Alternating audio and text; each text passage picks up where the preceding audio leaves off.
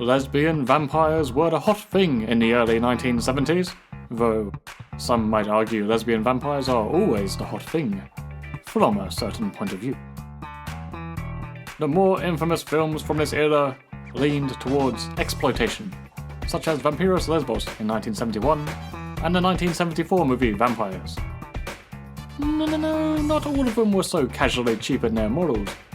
Belgium's 1971 film Daughters of Darkness is one such example. While it still features taboo relationships and plentiful nudity, these elements serve the story, not just the sleazy producer's wallets. See here, you can tell it's an artistic film because it keeps giving us close-ups of flowers. Daughters of Darkness is a sophisticated sleepwalk through a dangerous, erotic nightmare.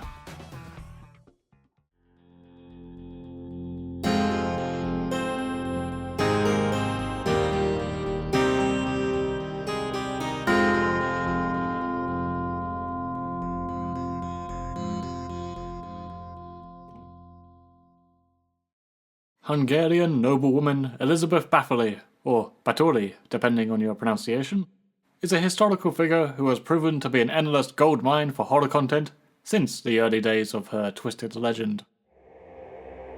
Recognised as history's most prolific female serial killer, Bathory's reign of torture and death is well documented, though gruesome details of bathing in youthful virgin blood are believed to be later embellishments. Nevertheless, whatever may be truth or lies, her legacy has been easily channeled into vampire horror for generations. The most famous motion picture to wear this inspiration on their sleeve was Hammer's Countess Dracula, starring the mesmerizing Ingrid Pitt, coincidentally released the very same year as Daughters of Darkness. Valerie and Stefan have just got married. Aw, good for them. They celebrate the occasion as all people should, with some artsy train sex. It's certainly one way to start a marriage, or a movie. They eventually come, to arrive at a hotel on the Belgian sea front. It is the winter season, so they prove to be the only guests. Until the shock arrival of an elegant blonde heiress, and her mistress/secretary/queen of the bob. That noble lady's name? Elizabeth Bathory. The Countess takes an instant interest in the young couple, and crafts a series of plans to weave herself into their lives, for a variety of her own pleasures. As you can see from the footage, director Harry Kumel and his team have produced some seriously gorgeous visuals, even setting aside the beautiful cast and a wonderful 70s fashion sense on display. This is a very pretty flick. The high-class seaside hotel makes for a perfect substitution of your typical medieval castle and broken battlement, whilst retaining all the grandeur and gothic sensibility the story deserves. The depressing location is captured in shades of deep blues, a stark contrast from the shining reds that tie into the themes of Bathory and the carnage that surrounds her.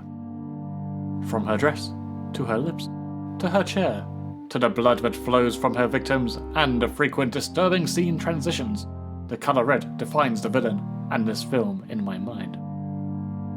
The ambiance of the deserted coastal setting really sucks you in.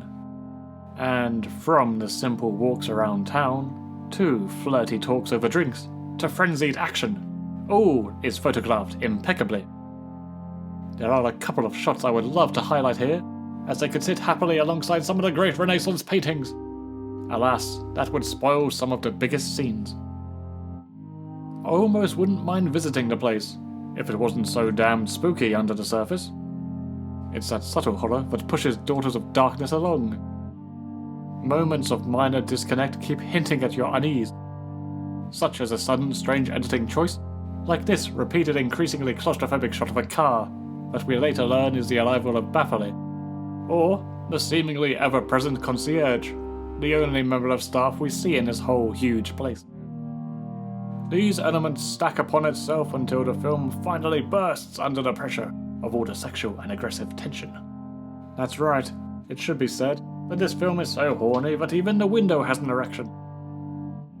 If you're in the mood for a vampire film that balances familiarity with more than enough fresh angles, you cannot go wrong with Daughters of Darkness.